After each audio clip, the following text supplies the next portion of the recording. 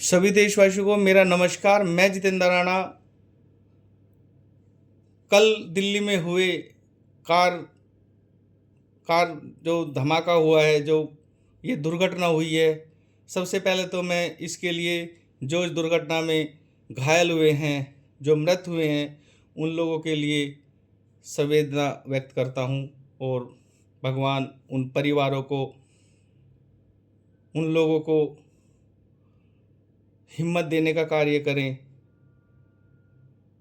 लेकिन सवाल एक ये है, मैं कल शाम अयोध्या राम मंदिर में प्रभु श्री राम के दर्शन करने के लिए मैं अपने साथियों के साथ था, और मेरे दो साथियों का, एक का जन्मदिन मनाया जा रहा था और एक का जन्मदिन मनाने की हम खुशियां मना रहे थे, प्लान कर रहे थे। प्रभु श्री राम का दर्शन होगा, भाइयों के साथ विश करेंगे, सबको संदेश देंगे, खुशियां बांटेंगे, न जाने क्या क्या मन में। बहुत हम लोग खुश थे, बड़ा अच्छा लग रहा था। लेकिन जैसे ही एक घटना का पता चलता है साथियों, दिल्ली में घटना का पता चलता है साथियों, मैं कई दिन से अपनी फेसबुक से लोगों से निवेदन कर रहा था कि जो माननीय धीरेन्द्र शास्त्री जी द्वारा हिंदू पद यात्रा निकाली जा रही है, आप सभी लोग उसका समर्थन करें, साथ दें, जय श्री राम, और पद यात्रा में शामिल हों। भारत बहुत सही दिशा में आगे बढ़ रहा है, सभी लोग बहुत सुरक्षित और बहुत अच्छा फ्रीडम फील कर रहे हैं, बहुत अच्छा फील हो रहा था। लेकिन साथियों, जैसे ये दिल्ली कल घटना होती है तो एक विचारणीय, बड़ा सोचने का एक है कि हम लोग जहाँ कहते हैं ना, हम 100 करोड़ हिंदू हैं, ये हो जाएगा वो हो जाएगा। जिनको पता है कि भारत देश में माननीय अमित शाह गृह मंत्री जी के द्वारा हम लोग इतने सुरक्षित हैं, माननीय प्रधानमंत्री नरेंद्र मोदी जी की सरकार में हम लोग बहुत सुरक्षित हैं, महाराज जी योगी आदित्यनाथ जी बहुत मजबूत स्तंभ हैं हिंदुत्व का, और उनकी सरकार में हम लोग बहुत सुरक्षित हैं। तो कहीं ना कहीं ये सवाल तो खड़ा होता है कि इतने बड़े पैमाने पर इतना सारा आरडीएक्स इकट्ठा हुआ, कैसे कैसे ये लोग जालसाजियाँ करते हैं, कितने ये। और एक चीज़ और है साथियों के, एक ये लोग पकड़े कौन गए हैं, मतलब इसमें किन लोगों की भूमिका है, कौन लोग भूमिका निभा रहे हैं इसमें। आप समझते हैं ना, अगर हमारे किसी भी इंसान को कोई दुख तकलीफ होती है, कोई एक्सीडेंट होता है, तो हम लोग कहाँ पहुँचते हैं? हॉस्पिटल। और हॉस्पिटल में जो प्रथम इंसान जिससे हम मिलते हैं, जिससे हम दवाई लेते हैं, जिससे हम अपने ऑपरेशन कराते हैं, वो लोग एक डॉक्टर के रूप में हमें मिलता है। और डॉक्टर वो स्वरूप होता है, वो भगवान का दूसरा स्वरूप हम उसको मानते हैं। लेकिन अब देखिए, डॉक्टर भी अपनी जातियों को दिखा रहे हैं। डॉक्टर भी कौन हैं? डॉक्टरों के नाम क्या हैं? इतना ऐसे प्रोफेशन होने के बाद इनकी मानसिकता क्या है? इनके दिमाग में चल क्या रहा है? इनके दिमाग में जिहाद, भारत में अस्थिरता लाना, आतंकवादी गतियों को अंजाम देना, हिंदू विरोधी गतियों को अंजाम देना। तो कुल मिला के अगर हम एक बात का आकलन करें, तो ये लोग डॉक्टर बने, इंजीनियर बने, वैज्ञानिक बने, लेकिन इनका धर्म भी एक ही है और इनका कर्म भी एक ही है। आतंकवाद फैलाना, दहशतगर्दी फैलाना, लोगों को डराना, जिहाद फैलाना।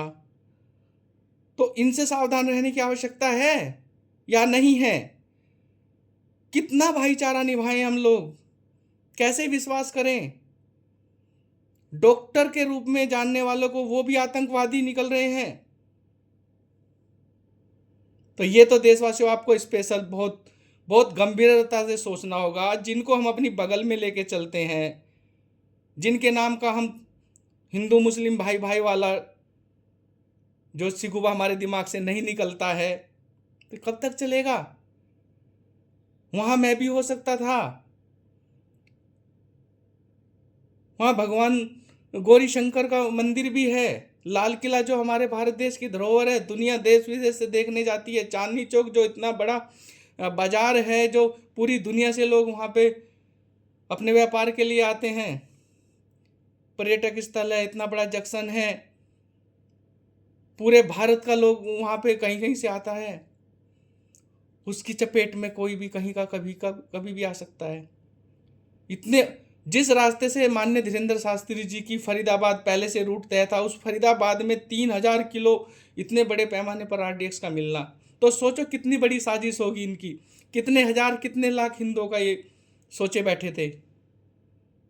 और हम लोग आज नरेंद्र मोदी की सरकार, योगी की सरकार, अमित शाह जी के नेतृत्व, इसके भरोसे बैठे हैं। अपने पड़ोस में क्या हो रहा है, हमारे आसपास कौन लोग रह रहे हैं, हमारे बीच में क्या विचारधारा पनप रही है, इस पे विचार हम करते हैं कभी? हमें इस पे विचार करने की बहुत बहुत बहुत ज़रूरत है साथियों। आप इस चीज़ को समझें।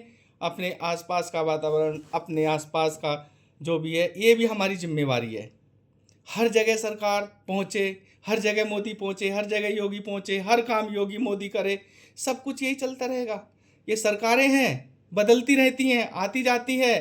आज योगी की विचारधारा है, आज अमित शाह जी की विचारधारा है, नरेंद्र मोदी की विचारधारा है, कल किसी और की विचारधारा आएगी, फिर अखिलेश की विचारधारा आएगी, फिर सपा की विचारधारा आएगी। बहुत अलग अलग लोग हैं, तो तब क्या है, तब कौन होगा? तो मेरे देशवासियों, मेरी यही सभी से अपील है कि हम लोगों को एक रहना होगा। योगी जी ने नारा दिया है तो ऐसे ही नहीं दिया है।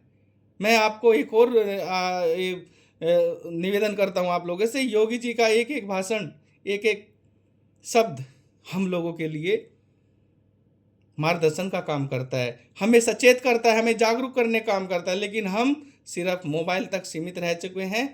हम लोग, हमारे समाज के लोग सिर्फ सोशल मीडिया पे डांस करने का काम कर रहे हैं, फालतू की चीज़ें ज़्यादा काम कर रहे हैं। अपने परिवार, अपने समाज, अपने धर्म को जागृत करने के लिए कितने इन्फ्लुएंसर आप एक्टिव हैं यहाँ पे? बताइए आप सोशल मीडिया पे अपने धर्म की जागृति के लिए कितने इन्फ्लुएंसर एक्टिव हैं? नहीं है ना? तो ये बहुत विचारणीय है, मुद्दा है कि कल की घटना से एक देश में चल रही शांति के लिए एक इन्होंने जो नया ब्लास्ट करके लोगों को सचेत करने का कार्य किया, तो इससे बहुत सावधान रहने की आवश्यकता है। अभी बहुत गुस्सा है दिमाग में और बहुत अफसोस है कि हम लोग सिर्फ शांति के पुजारी हैं और वो शांति दूत के नाम पे आतंकवादी ही हैं। उन्हें फैलाना ही आतंकवाद है, उनका जन्म ही आतंकवाद के लिए लिया है। 4 मुस्लिमों ने वहाँ पे जाके समर्थन क्या दे दिया, इनके पिछवाड़े में आग लग गई।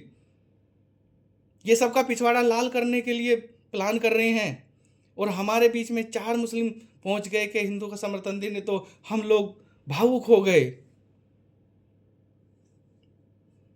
ये बड़ी साजिशें हैं, इनसे हमें सचेत रहने की ज़रूरत है, सावधान रहने की ज़रूरत है। और रही बात हिंदू राष्ट्र की, सनातन एकता की, तो हिंदू राष्ट्र तो था, है और रहेगा। मेरा भारत देश महान था, है और रहेगा।